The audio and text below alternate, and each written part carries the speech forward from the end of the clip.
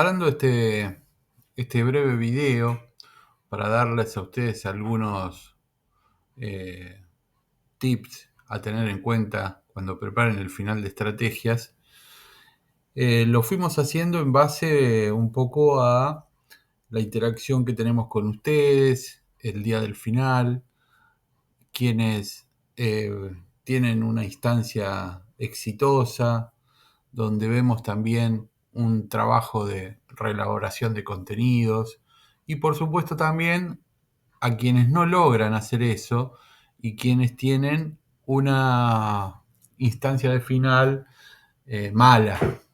Y cuando digo mala o cuando digo exitoso, yo no me refiero específicamente a si aprobó o desaprobó. Esta es una primera cuestión que quisiera aclarar.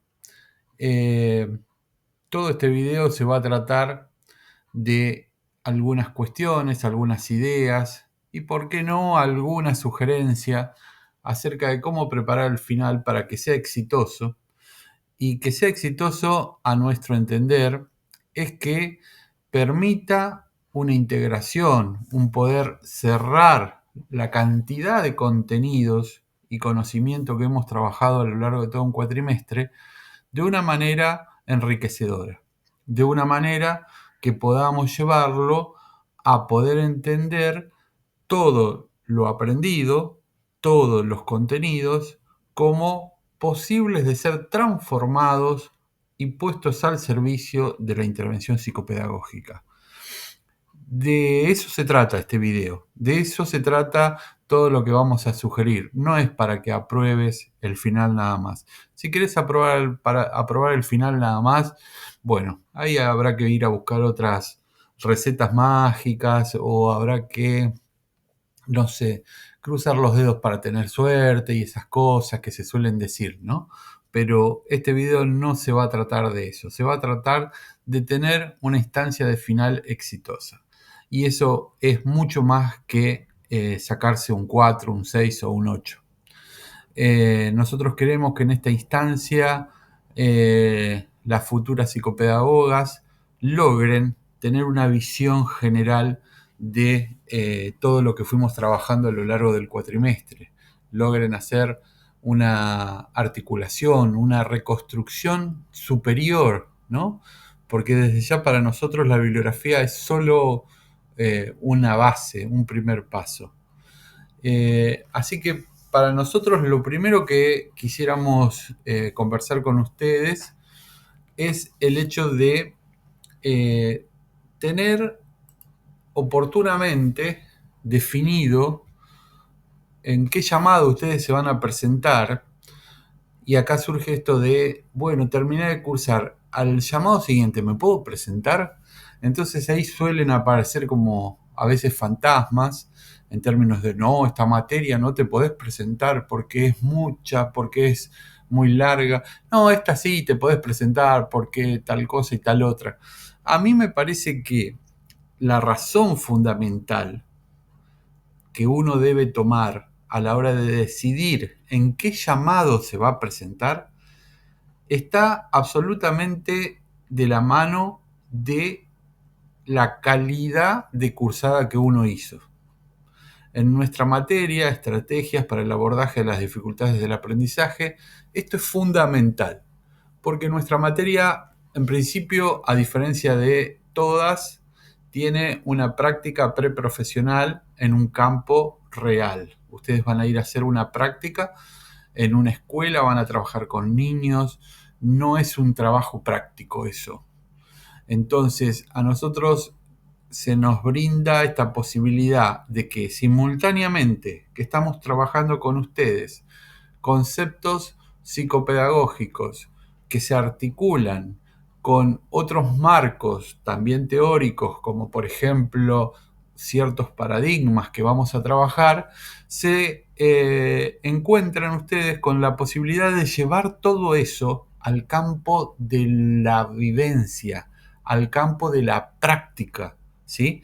Entonces no es solamente recitar una definición, entender una definición, sino que es haber tenido la lectura de lo conceptual, lo vivencial y la situación de revisión crítica que nosotros les facilitamos en cada clase. Y luego la instancia de práctica, donde todo eso se vuelca y ustedes deben crear una propuesta psicopedagógica. Este tipo de cursada exige, por supuesto, para sacarle su mayor provecho, una lectura de cada uno de nuestros módulos que se encuentra cronológicamente organizado en base a, por supuesto, las clases, pero también en relación a las necesidades que ustedes van a ir teniendo en su práctica. Ustedes van a llegar a una institución, tienen que escuchar una demanda, ustedes van a tener que inaugurar un espacio psicopedagógico, ustedes van a tener que pensar y definir las intenciones. Entonces, todo esto es algo que se va dando cronológicamente en un desarrollo que acompaña cada una de las clases. Ahora, si ustedes pueden, porque esto también, cada momento particular de los sujetos, hace que algunas veces uno tiene un cuatrimestre donde, bueno, va piloteando bajo la tormenta para no perder cierto ritmo y hace las materias de una manera muy distinta a otros cuatrimestres, donde a lo mejor está un poco más relajado, donde a lo mejor el trabajo que casi todos los alumnos tienen, además del estudio, lo permite. Entonces, cuando las condiciones, no digo ideales porque lo ideal es muy difícil de encontrar, pero cuando las buenas condiciones están y a mí me permite ir leyendo la bibliografía, ir a clase, encontrarme con una clase que me genera inquietudes, me moviliza, entonces vuelvo a la bibliografía con todas esas inquietudes, encuentro, digamos, puntos de feedback entre lo que sucedió en la clase y la bibliografía. A la semana siguiente vuelvo a tener otra clase, ¿sí? A la semana siguiente tengo que ir a la escuela y encontrarme con los niños donde yo tengo que tener pensada una propuesta que de alguna manera fue movilizada a partir de lo que me pasó a mí en la clase, fundamentada a partir de la bibliografía que pude leer y llevé a cabo una práctica donde eso de alguna manera se puso a prueba. Cuando yo puedo tener una cursada con estas características, sin lugar a duda, ustedes están en condiciones de presentarse en el llamado siguiente inmediato, ¿sí? Porque lo que solamente está haciendo falta es este abordaje total y general de la bibliografía para hacer un entramado de todo, ¿sí?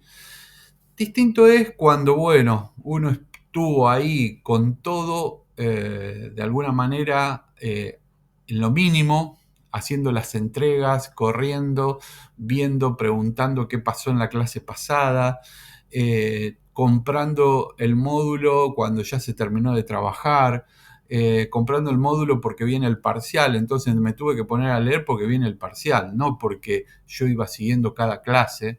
Por supuesto, el parcial me fue bien porque, bueno, compré el módulo, lo leí para ese parcial, me encerré no sé cuántas horas. Bueno, esas serían las condiciones de cursada no buenas, donde uno puede regularizar, claramente puede regularizar sin problema, va haciendo las entregas, va cumpliendo con la presencia en las prácticas.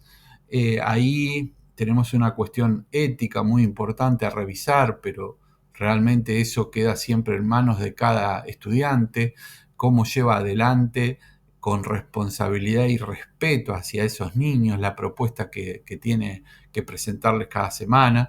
Pero bueno, no son las condiciones ideales. En ese caso, nosotros pensamos que no es bueno presentarse inmediatamente porque los procesos cognitivos y metacognitivos que debemos realizar, que deben realizar los estudiantes para articular ese atravesamiento de los conceptos desde la bibliografía, entre la bibliografía y con la práctica, lleva tiempo.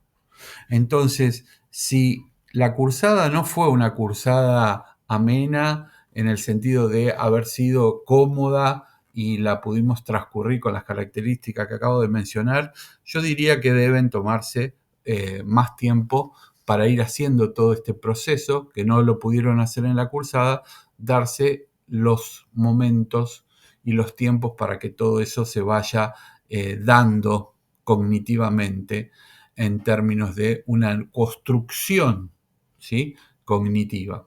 Porque claramente con estar repitiendo lo que dice la bibliografía no es suficiente para que puedan aprobar el final, ¿sí? Bueno, insisto con esto de que para nosotros rendir exitosamente la materia no es solo aprobar, ¿sí?, sino que es poder terminar la materia con una instancia final que a mí me brinde la posibilidad de encontrarme con todo este material repensado, reconstruido por mí y puesto al servicio de mi futura práctica profesional. Bueno, un tema que nos parece importante es la organización de la bibliografía. Nosotros, como dije recién, tenemos una búsqueda de sincronización. ¿Entre qué cosas? Entre la bibliografía, las clases, la supervisión y la práctica psicopedagógica, la práctica preprofesional que ustedes hacen. Entonces, el módulo 1 no es el módulo 1 porque sí, porque había que poner uno primero, sino que responde a cierta lógica, ¿sí? Entonces, esa lógica acompaña este recorrido que les proponemos nosotros durante el cuatrimestre. Pero internamente es muy importante, primero, reconocer a los autores que conforman esos módulos y las ideas de estos autores. Porque estos autores están haciendo un planteo que responde a un todo, que hace a su posicionamiento paradigmático, que hace a el tipo de visión o idea que tienen sobre la enseñanza. Entonces, es fundamental saber si yo estoy planteando un concepto, si este concepto es de Filidoro o es de Kaplan. Entonces yo tengo que esto tenerlo en claro. ¿Por qué? Porque va a responder a lo que viene como paso siguiente, que es la articulación, que es la revisión, que es el encontrar los posicionamientos paradigmáticos de cada uno de ellos, ¿sí? Por eso, identificar autores y conceptos claves es lo primero que tenemos que ir haciendo, además de ya saber que la bibliografía, los 4 módulos, tienen un orden estratégico, ¿sí? Luego, reconocer el sentido y el orden en cada módulo no es solamente una cuestión lineal, ¿sí?, sino que el abordaje de cada módulo como un todo integrado conceptualmente es importante. A veces puede ser que a ustedes les parezca más interesante un autor que otro, los atrape más. Entonces, no pueden estar saltando de un módulo a otro sin ser conscientes de que están haciendo eso, ¿sí? Entonces, me parece que es valioso poder encontrar el eje de cada módulo y centrarse en esto para hacer una construcción personal. Porque si ustedes saltan de un autor del módulo 1 a un autor del módulo 4 o 3 porque les pareció más lindo, les pareció más interesante, puede generarles a ustedes un desorden, ¿sí? Esto de pensar la relación entre un módulo y otro, entre un autor del módulo 1 y un autor del módulo 4, es posible y también lo vamos a buscar. Pero primero tengo que reconocer, encontrar el sentido de articulación de cada módulo para después pasar a la otra etapa. Esto a nosotros nos parece importante para también brindarle cierta lógica, ¿sí?, en la construcción que vamos a ir haciendo epistemológicamente hablando, ¿sí?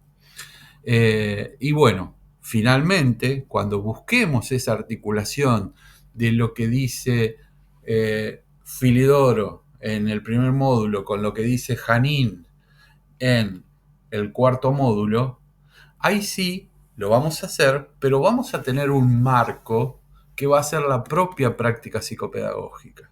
La práctica psicopedagógica le va a dar el módulo, le va a dar el marco general a todos los módulos.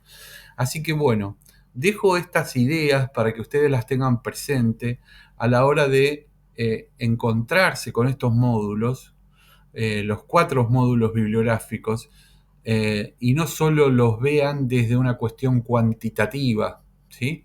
Porque también está lo cualitativo a la hora de abordar cada uno de esos módulos, que es lo más importante.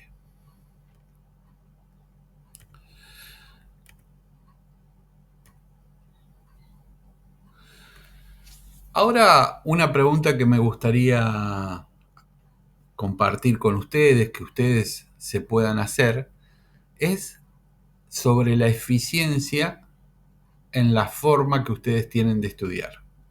¿Es eficiente mi forma de estudiar? Esto quiero que ustedes se lo pregunten. Y superen, a ver, simplemente esto de decir, sí, es exitosa porque casi siempre apruebo, ¿sí? El casi siempre apruebo vuelve a llevarnos a esta cuestión de poner por sobre el aprendizaje, por sobre la formación, el aspecto de aprobar una materia, ¿sí?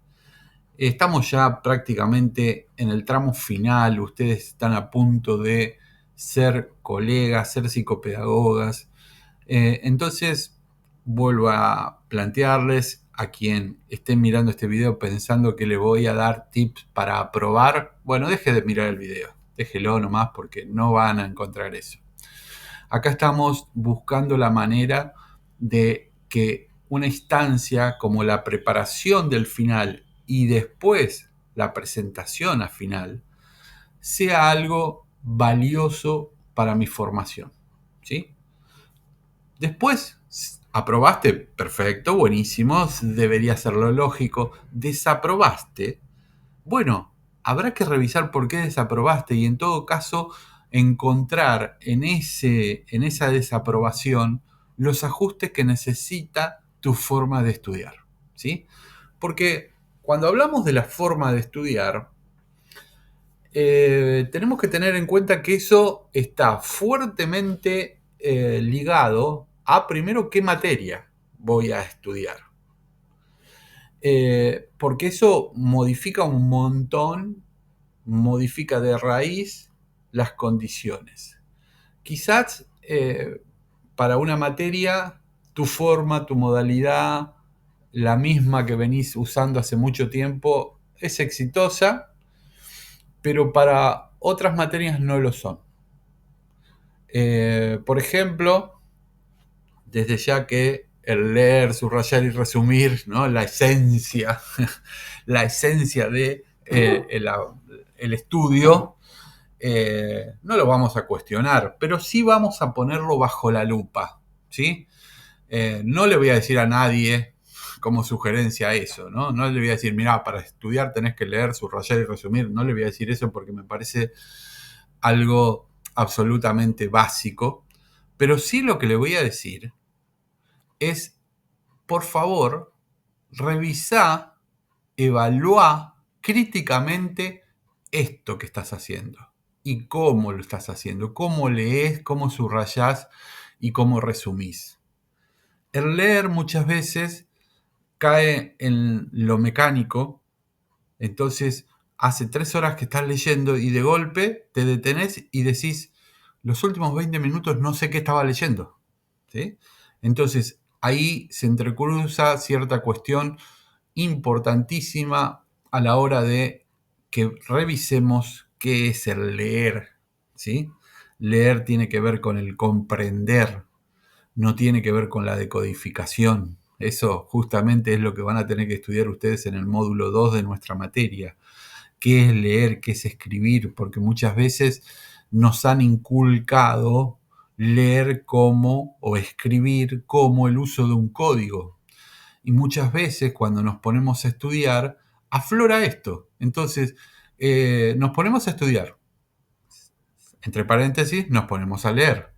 Entre otros paréntesis, leer es decodificar, que pasen símbolos, símbolos, símbolos, símbolos, y yo no estoy comprendiendo nada, ¿sí? Entonces, a ver, revisar eso, revisar por qué sucede, por qué pasa, si es por cansancio, si es por tiempo, si es por una cuestión intrínseca a lo que estoy leyendo que no logro comprenderlo. Luego el subrayar, vayamos por lo básico. ¿Qué hago después con lo subrayado? ¿Para qué subrayo? ¿Sí? Simplemente para que quede todo colorido, ¿no? O sea, ¿qué uso le doy a eso? Lo mismo con los resúmenes. Después otra cuestión sí que me quiero detener un poco más y ahí no voy a ser tan flexible, sino que voy a ser más específico en mi sugerencia con respecto a estudiar solos o con otros. Acá sin lugar a duda el estudiar solo no sirve. No sirve. Porque nosotros creemos que la instancia final tiene que ser una instancia donde podamos dialogar, donde podamos compartir, donde podamos intercambiar puntos de vista, pareceres conceptuales, por supuesto. No estoy hablando de opinión. Entonces vamos a poder hablar, intercambiar ideas sobre los textos que encontramos de Delia Lerner y por qué creemos que plantea esto. Entonces, si la preparación del final fue algo individual y a solas, el final te sorprende. El final es otra cosa. Es algo que no es que te vas a sentar vos solo y va a ser algo individual. Y también, fundamentalmente, porque cuando uno estudia solo, el problema es que al leer un texto, claramente uno siente que lo entendió al texto. Acabo de leer algo, sí entendí qué dice el texto. Pero ahora, de entender a comprender y poder articularlo y poder transformarlo en una intervención psicopedagógica, hay una gran distancia. Entonces, entender un texto cuando lo estoy leyendo no significa que eso ya me habilita a mí para ir a presentarme a un final. Porque cuando el profesor o la profesora me haga alguna pregunta o me interrogue acerca del por qué estoy diciendo esto, lo único que puedo decir es porque lo leí en el texto, porque lo dijo volando, ¿sí? Entonces, no, ahí está en evidencia la falta de comprensión, la falta de análisis. Esto aflora cuando yo puedo estar en algún momento de todo mi bagaje y toda mi organización de estudio con otro que también esté estudiando la misma materia, preparando la misma materia. Entonces nos parece fundamental que dentro de la organización del estudio ustedes tengan espacios para encontrarse con otros, no para leer textos. No, para leer textos no, porque eso es un proceso individual, pero sí para hacer un intercambio. Entonces, perfectamente ustedes pueden organizarse con una compañera o un compañero y decir, bueno, cuando terminemos el módulo 1 nos juntamos, o cuando terminemos tales autores del módulo 1 nos juntamos, se juntan, ¿sí? Inclusive hasta mate de por medio, pueden estar dialogando de los autores, ¿sí? Explica, a ver, contame todo lo que te acuerdes, lo que te parezca más importante de tal autor. Y entonces el otro escucha y el otro le puede repreguntar y el otro puede corroborar si entendió lo mismo. Y ahí empieza a enriquecerse y ahí empieza a estimularse todo lo que tenga que ver con los procesos de apropiación, el aprendizaje, ¿sí? Entonces, en esto, sí, acá hay una indicación por parte nuestra, por parte de la cátedra, hay que estudiar con otros, pero teniendo en cuenta lo que acabamos de aclarar. Estudiar con otros no es ponerse a leer con otros, Estudiar con otro es, después de haber ya tenido un abordaje de un módulo o de algunos autores, encontrarse a hacer un intercambio sobre esos autores. ¿Sí?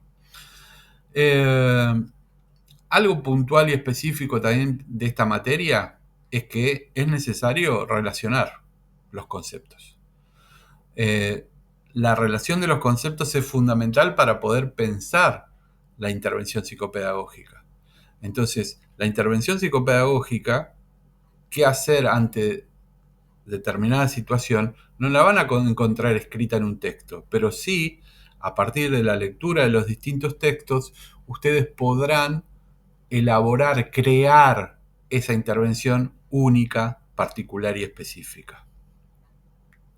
Así que acá tenemos una cuestión muy importante que es la pregunta sobre la forma de estudiar de ustedes, cómo pueden mejorarlo y tener en claro que estudiar no es solamente horas y horas y horas de estudiar. No, estoy estudiando 14 horas por día. ¿Sí? No se trata de una cuestión cuantitativa, se trata de una cuestión de organización también del tiempo. Yo sinceramente no entiendo a las personas que me dicen que están estudiando, no les digo 14, vamos a bajar un poquito, pero existen las personas que dicen que estudian 14 horas. Permítanme dudar de eso. Vamos a pensar que alguien me dice, no, me levanté a las 8 de la mañana, son las 2 de la tarde y no paré de leer. Digo, a ver, ¿es posible? ¿Hay capacidad cognitiva, física y mental para leer esa cantidad de horas que al mismo tiempo sea una lectura provechosa, comprensiva? Esto es lo que ustedes tienen que revisar y preguntarse, en base a lo que luego pueden planificar el tiempo de estudio. ¿Sí?